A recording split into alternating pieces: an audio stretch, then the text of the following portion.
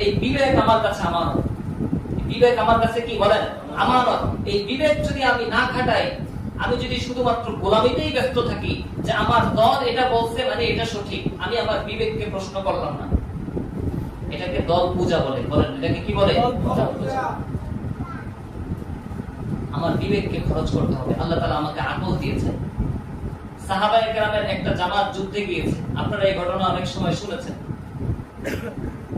তো সাহাবায়ে কেরামের ওই জামাতের মধ্যে কিছু মানুষ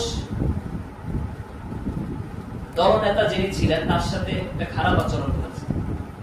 তো দলনেতা আমির যিনি ছিলেন ওই জামাতের ওই কাফেলার, সে আমির বলেছে তোমরা আগুন জ্বালাও।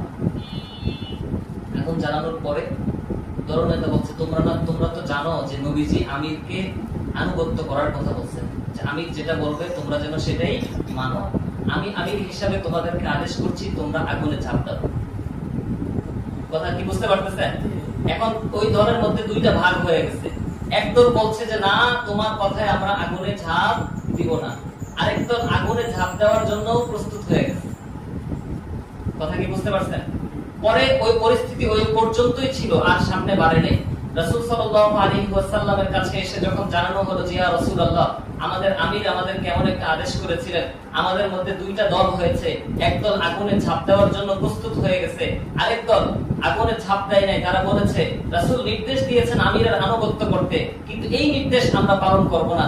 নবীজি সাল্লাল্লাহু আলাইহি ওয়াসাল্লাম ইরশাদ করলেন লা তাআতা লিমাখলুকিন ফি মাসিয়াতিল খালিক। নবীজি সাল্লাল্লাহু আলাইহি ওয়াসাল্লাম বলেন, যেই দলটা তখন আগুনে ঝাঁপ দেওয়ার জন্য প্রস্তুত হয়ে গিয়েছিল, তারা যদি আগুনে ঝাঁপ দিয়ে মারা যাইতো তাহলে তারা চিরস্থায়ী জাহান্নামে থাকতো। বলেন নাউযুবিল্লাহ। কারণ ইসলামের বিধান হচ্ছে লা তাআতা লিমাখলুকিন ফি মাসিয়াতিল খালিক। আল্লাহর আদেশ অমান্য করে কোন আমিরের কথা মানা যাবে না। কথা বলেন ঠিক কিনা?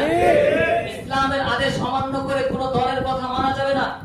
আপনি যদি ইসলামের উপর দলকে প্রাধান্য দেন, ইসলামের উপর নেতাকে প্রাধান্য দেন, ইসলামের উপর যদি আপনি আপনার আমিরকে, আমি আমার আমিরকে প্রাধান্য দেই, তাহলে এটা হবে আল্লাহর আনুগত্যের বাহিরে গিয়ে, আল্লাহ রাব্বুল আলামিনের আদেশের বাহিরে গিয়ে আমিরের আনুগত্য।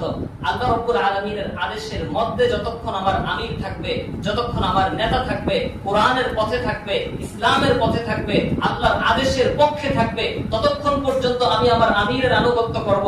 আমার আমির যদি রবের আদেশের বাহিরে চলে যায়, আমার দল যদি ইসলামের বাহিরে চলে যায়, আমার দল যদি কোরআনের বাহিরে চলে যায়, আমার নেতা যদি কোরআনের বাহিরে চলে যায়, আরে ভাই নেতা কেন, আমার বাবা মা যদি কোরআনের বাহিরে চলে যায়, আমার ভাই যদি কোরআনের বাহিরে চলে যায়, আমার সন্তান যদি কোরআনের বাহিরে চলে যায়, সেই সন্তানের বিরুদ্ধে, সেই বাবার বিরুদ্ধে, সেই দলনেতার বিরুদ্ধে,